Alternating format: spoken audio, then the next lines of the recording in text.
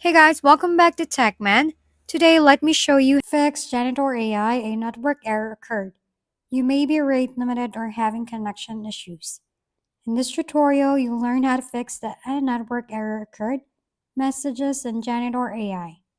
First, check whether Janitor AI servers are online. While there's an official status page, you can monitor updates on their Discord or Twitter channels, or simply search Janitor AI status online to find sites that track uptime. Next, clear your browser's cache and cookies, or try using incognito mode, which often resolve issues caused by stale data. If the problem persists, switch to a different browser or device to rule out local issues.